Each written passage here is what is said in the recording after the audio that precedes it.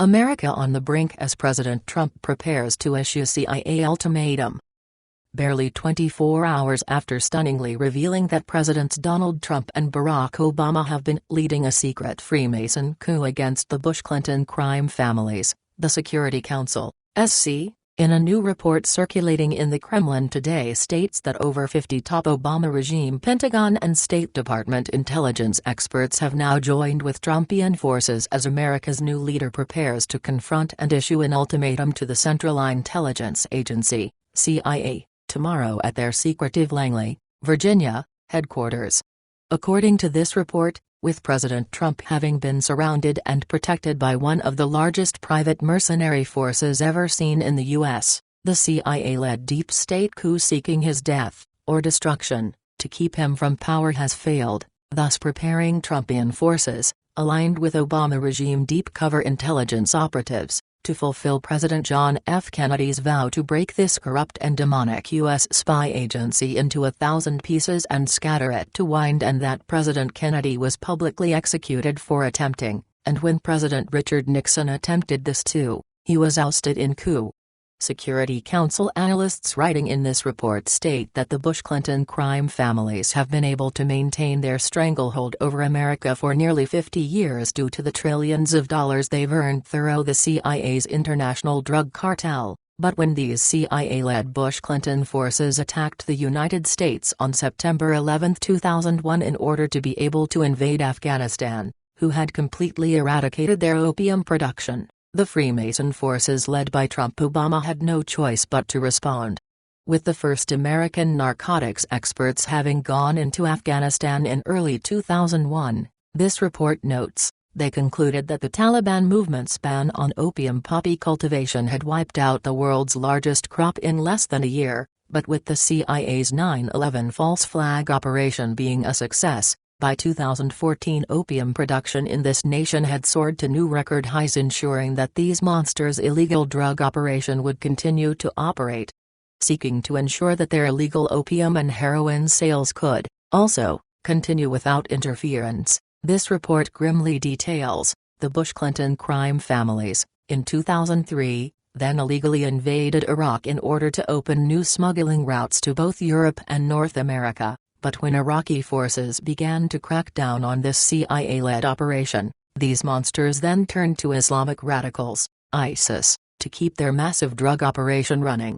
Equally as worse, this report notes, since 2000, the Bush-Clinton CIA drug empire expanded into Mexico, causing a war that has, so far, killed nearly 250,000 U.S. and Mexico deaths, after their creating what is known as the Sinaloa cartel, described as the most powerful drug trafficking organization in the world, and whose alliance with CIA-led defactions turned their main United States drug distribution center, located in Chicago, into the most deadly city America has ever known.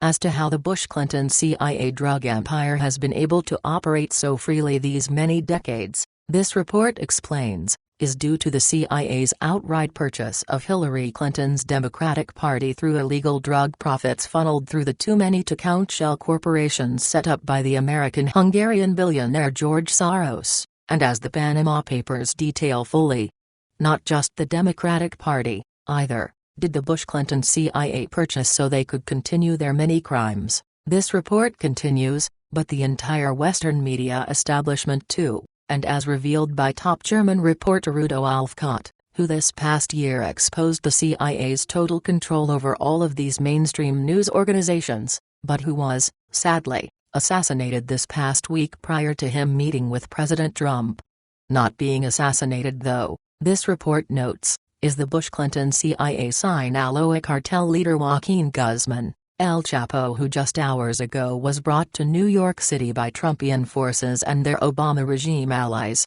and is able to identify the money routes of supply from the CIA to the Democratic Party. To the main, central CIA money route of illegal drug profits used to buy the U.S. mainstream media and Democratic Party uncovered by Trump-Obama forces, this report explains, was through the owner of a small Washington, D.C. pizza restaurant named James Alefantis, who was bizarrely, strangely named as one of the 50 most powerful people in Washington, and his homosexual lover David Brock, who is one of the Clinton crime family's most feared operatives. Once receiving Bush-Clinton CIA illegal drug profits, this report continues, David Brock dispersed these monies through a secret network overseen by Hillary Clinton campaign chairman John Podesta and his brother Tony Podesta, who, in turn, also funneled money into the Republican Party through John Podesta's close personal friend, and convicted boy lover pedophile Dennis Hastert, who was once the leader of the U.S. House of Representatives.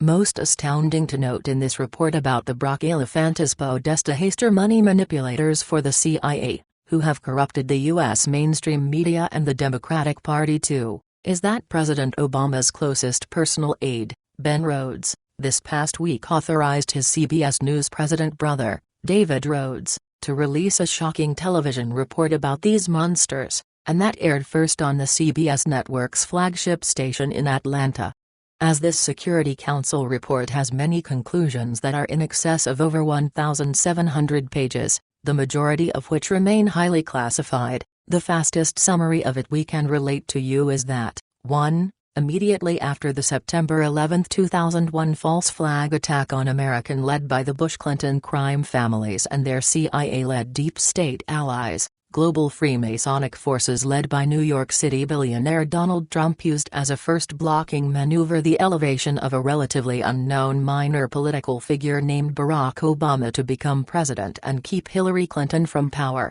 2. Knowing that leftist Americans would gravitate towards the charismatic Obama, once taking power, his